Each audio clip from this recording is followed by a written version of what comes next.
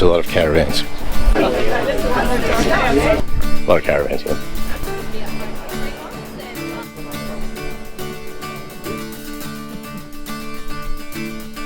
Just vans everywhere, so yeah, I get it. I absolutely get it. Like, if you haven't figured out what you need and what you want, it can be so confusing. I mean, many of them look similar. Probably the most common question we get: how do you plan a lap? And how do you buy a van? Or how do you choose a tow car? What if things go wrong? How do I prepare? And quite often people say, how do you buy a van first? Off-road, semi-off-road, tourer, water, solar, single axle, dual axle, mods, GVMs, GCMs, ATMs, GTMs, and there's so much conflicting advice, it just gets confusing. Because long before you buy a van, you've got to decide really what you want to do and what you like doing. How we sifted through all this when we did it, and that process has actually been really good for us. G'day, we're David and Paula. After 40 years, we took a gap year from work, bought a van and did a lap right around Australia, and it was life-changing. So now we're trying to rebalance life, work, the van travel in Australia that we love, and still ticking off some overseas bucket list items. Hey, g'day. So we left you thinking about the aim and what it is you actually wanted to do, and then how that fed into a very basic route recon and getting a feel for what the trip was going to look like for you. What we're going to do today is we're going to talk a little bit more about more route planning. What I thought I might do is cover some of the basic things that a lot of people provided in the feedback, not just to the last video, but when we've actually asked over time. This will vary slightly if you're doing a long-term trip, no known end date, living on the road, of course, where the pace will be a little bit slower, you've got more flexibility. Even a lap where you've got a ton of flexibility, but you've still got to cover a fair bit of ground in 1 year, or a fixed trip like a quarter lap, or a 2 or a 3 month trip, or your annual 4-week trip. Your planning will be a little bit tighter when you do that because you don't have as much room to slip. So the considerations roughly the same, but we'll try to accommodate all of them. Let's just use the lap as a case, and just let's use any big trip as a case. How you plan your big trips, or some key tips that you found were useful for planning your route. Put them in the comments and other people can learn from that as well. And if you've got any questions, down in the comments, we'll see if we can answer them. Australia's a big place. So you've really got to take note of the fact that some of the distances that you're likely to cover are pretty huge, and try not to fit too much in. It's a reasonably big endeavour anyway, and if you've set your priorities right, that should be the focus of your trip. So if you remember when we did the route recce, we said just look at 4 or 5 or half a dozen in priority. In our lap, it was the northwest coast and swimming with whale sharks. We definitely wanted to do the Gibb River Road. We wanted to do the cardinal points: east, west, north, very south, and Lambert Centre, really just as a bit of a thematic. If you watched our series, we actually think that we'd squeezed a little bit too much in, and many people might do it and not include the Cape. The other thing that we actually suggested is that we probably wouldn't have tried to squeeze Tasmania in for the lap. We would have done that as a discrete trip in its own right. I mean, you can spend 2 or 3 months in Tasmania alone, but very clearly, these things become the priority. We had some good friends who were planning a half lap, or a 3-month-long service leave trip. And they had a fantastic itinerary. They'd done all of the work in a considerable amount of detail. They sort of sat down with us over a cup of tea and they said, what do you think? And I think in their case, they were starting from Brisbane and they were going to head down, do the Flinders Ranges up through the centre. They wanted to do the Gibb River Road, okay, and then come home. And one of the first things I noticed was a fantastic itinerary, no issue. I mean, the overall plan was good. But a lot of their priority things, say the Gibb River Road, was back-ended. So they were covering an awful lot of ground, and then they were going to do the Gibb River Road, and then they sort of thought they might have to skedaddle home. And I understood the thinking. Well, you've got to cover some ground no matter what. Okay, so no issue. You want to do the Flinders Ranges, and you want to do, say, Uluru on the way through. Gibb River Road was one of the main priorities, and in that case, they were actually looking at travelling sequentially. So picking up Katherine, then Kununurra, then hitting the Gibb River Road, and being at the western end before they had to do the long leg home. But why are you not getting to your priority destination until late, into the 3rd month, and then having to race home?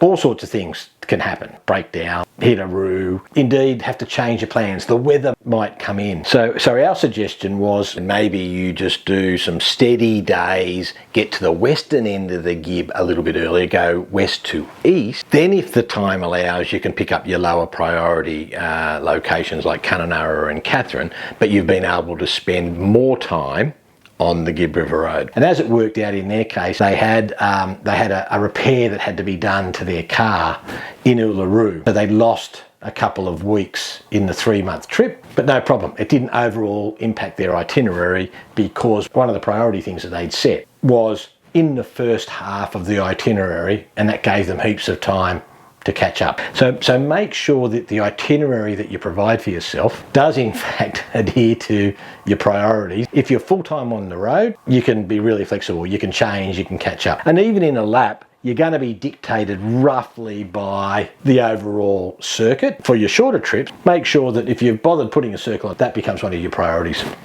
We've made the point, plan well. Look in detail at all of the considerations on our map when the school holidays were in each state, what the ideal time was to do a particular location. But one of the questions we actually get is, how much did you book in advance? We planned well, but we booked loosely. The northwest coast and the Kimberley was one of our priorities. They're heavily trafficked and busy places to go in the high season.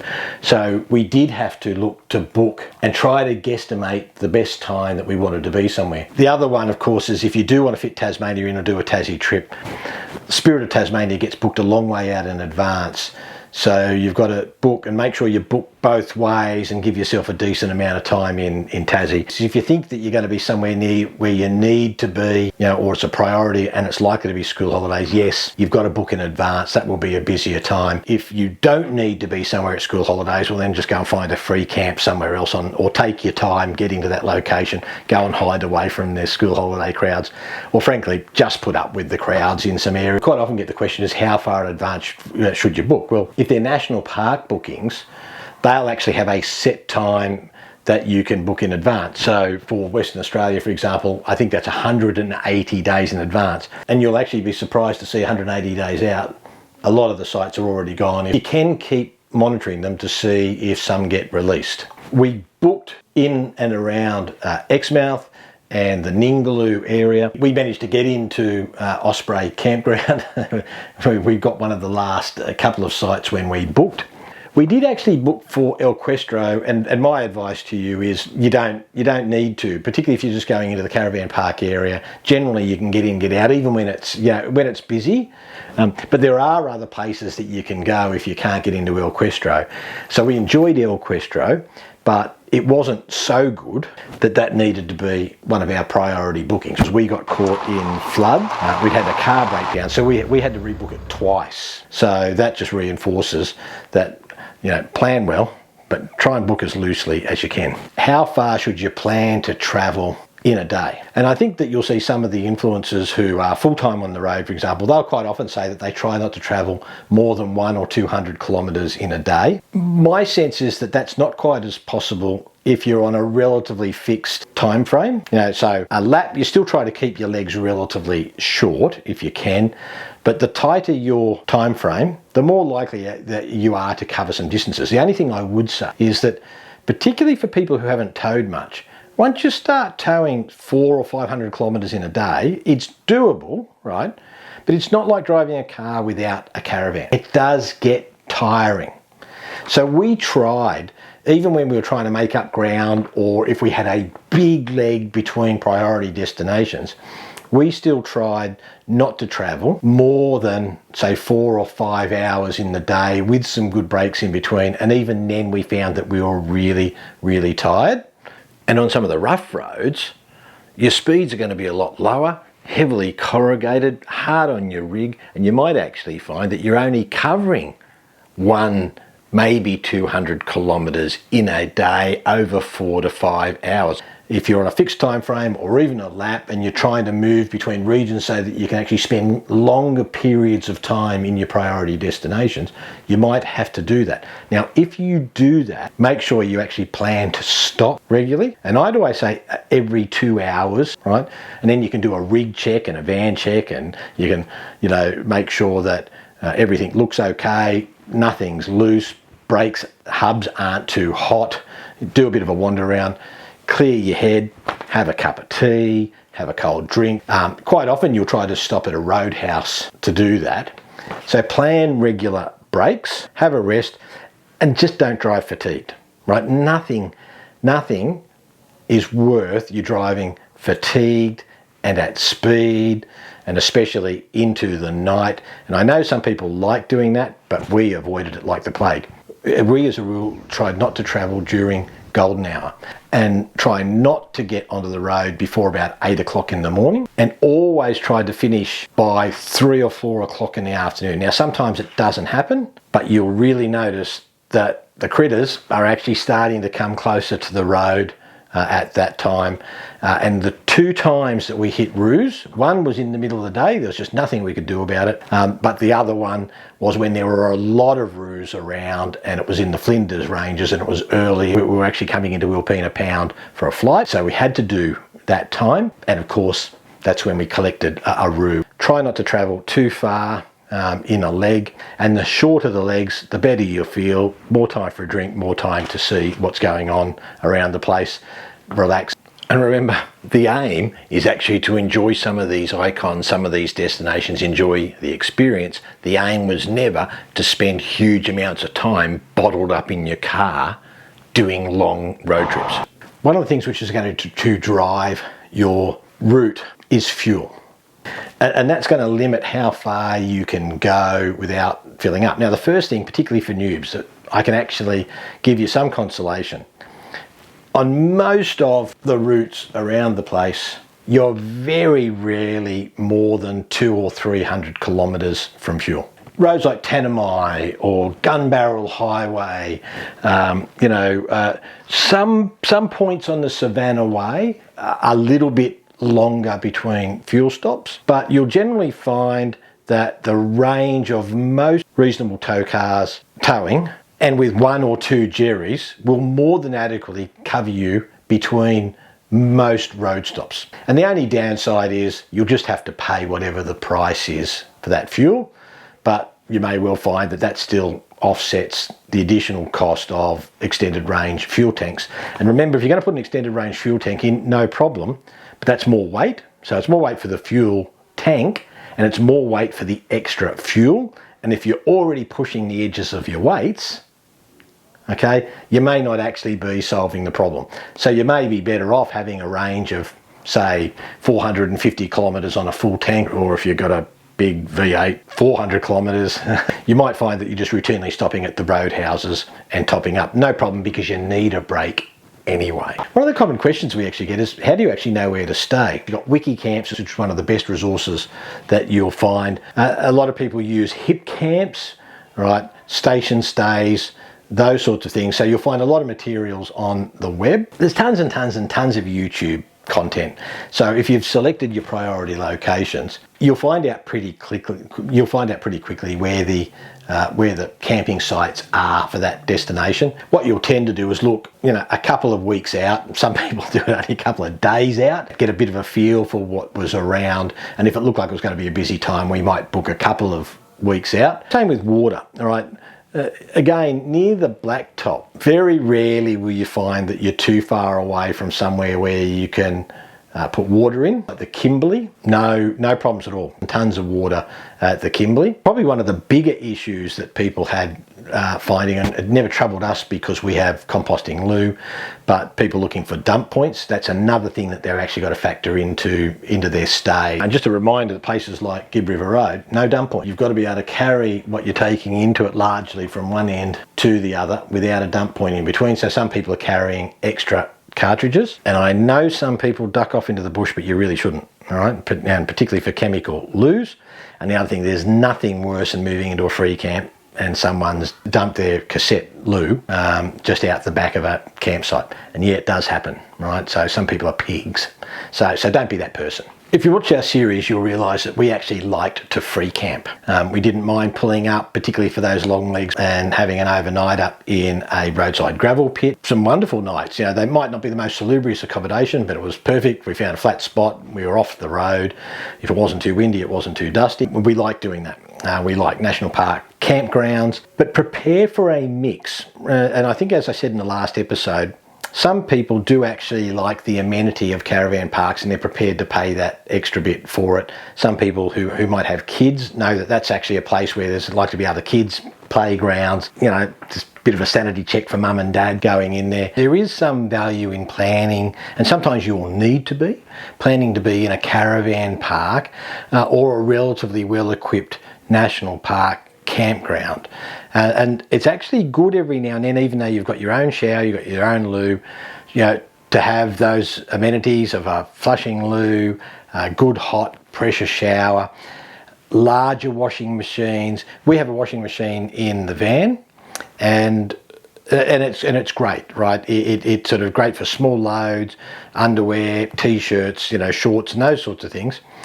But what we actually found is every now and then we didn't mind pulling up for a couple of days, have all those extra amenities, good time to sort of wash up, re-sort out things, pick up mail, and all of those sorts of things. So don't be too afraid to do that. And you'll find in some locations that is actually where you're going to be. So Uluru, right? You may well be in the Uluru campground, or some people Kings Canyon, or they'll pull up at one of the Roadhouse campgrounds, which quite often have pressure showers and a few other amenities and power and those sorts. Not everybody is going to have 600 or 800 amp hours of power, and they probably don't need it and probably won't use close to that for most of their trip. But it may well be that, as we experienced in Central Australia, we were at Palm Valley and we had a big heat wave coming through. Well, we were going to be going to Kings Canyon within a few days anyway, so we packed up a little bit early, went around, plugged in, air conditioner, comfort, sat out the heat wave, then went and did the rim walk and all of those sorts of things. For particular locations, you'll find some value periodically to be in a van park or an organised campground, or we did anyway, even though most of the stuff that we were doing was free camping or off-grid. I think a bigger critical question when you're route planning is make a decision to stay in some locations a little bit longer, right? So some of this will feed into the rig discussion. So for example, if you want to be off-grid for a while, you know, and that might be Gibb River Road, you know, you might want to be at some of the areas for several days and make sure that you're equipped for that. But also just in terms of your headspace and having a relax, some places you just want to be there for a little while and not be on the road all of the time. You know, and so for a lap and longer, that's easier. You know, once you start getting to half laps and shorter, that's a little bit harder. But I would still say to you, cut down on the number of priorities that you've got in a trip and enjoy them and spend a bit of time in some of those locations, so you're not frazzled. Every now and then we were somewhere 2 or 3 days and Paula said, do you mind if we spend an extra day, just a little bit more of a relax? Might come into rig, plan in your itinerary roughly where you think you're going to be when you need to service your car and when you need to service your van, right? So, and because particularly if you're doing arduous roads, right, you know, then you may bring forward the service intervals for your car, for example. So we service the van every 10,000 kilometres, and even though there's long service intervals on the Defender, I already bring them back to 15,000 kilometres in that case to actually make sure I'm routinely getting fresh oil in. Carried a spare air filter anyway, but the point here is that have a look to see where you're likely to be, because one of the hardest things that you'll actually find is how to service and repair your car and your van when you're on the road, just because it gets so busy out there. My suggestion is, along with your priority accommodation, think about where you might want to be doing the service, and if that means pulling the service forward slightly to coincide with one of your longer locations, that's great. And think about planning and booking, if you can book that far in advance, booking well in advance for your servicing. One of the questions we got from someone who who basically is planning to just have an extended annual holiday each year, looking at 6 to 8 weeks. They said, how far should we expect to travel? And in their case, they sort of said that they think that they can knock over and have a good trip in each of the states in 6 to 8 week blocks. With the exception of Western Australia in there. That might be reasonable, but you're covering a fair bit of ground. So I would always come back to, what are your priorities? Okay, pick the particular icons that are your priorities, and the other ones become nice to have. Try not to be flogging yourself, your car and your family with massive trips to get huge distances, so from Victoria, up to the Kimberley or up to Darwin if you can help it. So my suggestion for people who are doing that and maybe have aspirations to do a lap a little bit later, milk everything you can, because there are some wonderful places in each of the states. Milk everything you can out of the states and the nearest states to you in each of those blocks. Have select destinations, really, really, really enjoy those, right? And then think about doing the really big trips. So Western Australia may actually be like a quarter of a lap in its own right, and there's plenty to do over there. Do that when your long service leave comes up, perhaps, in that case, or do a half lap when your long service leave comes up, and then work towards a lap when you're ready to take a gap year like we did, or when you're ready to retire. So that's my suggestion, rather than trying to cover huge distances and cram lots in a 6 week period. 8 weeks, you can actually have a very good trip to Tasmania, and that's probably the minimum that you'd want to do to justify the cost of getting to getting across the Spirit. I know people go from Melbourne, go racing up the east coast, squeeze the Cape in a 2 week period, and then go racing back. My sense in all that is that yes, you might be just ticking a box to do that. You're covering a lot of distance at speed. Some of those places are hard on your rig. Think about all the other wonderful places you can go that are closer, rather than fleetingly skimming over big distances. So you've asked the question, that's my answer. Some other people might have some different priorities. If you've got a different view to that, if you've got a sense of a good series of 6 to 8 week itineraries, we'll help that person out. Put it in the comments. So we'll leave it there. We weren't going to be able to cover the rig down select or the risks without making this video blowout. Thanks for everybody who made the contribution with some suggestions, some questions. We didn't get to cover all of them in there, but some of them we'll pick up when we do the next sections in the next videos. Thanks for watching. If you do like that, it really does actually help us if you like and subscribe. Share the videos if you know somebody who is planning. All that means that we, of course, can send some more money off to charity, because 100% of our YouTube advertising revenue goes to charity. As a resource for anybody who's looking in, there's lots and lots of experience out there. So if you've got your own suggestions about your route planning and the best places you went to, and some of the resources that you use to plan, that would be absolutely fantastic. Put that in the comments, and we'll see you next week. Again, thanks for joining us. Please don't forget to like and subscribe, and remember, 100% of our YouTube advertising revenue goes to charity.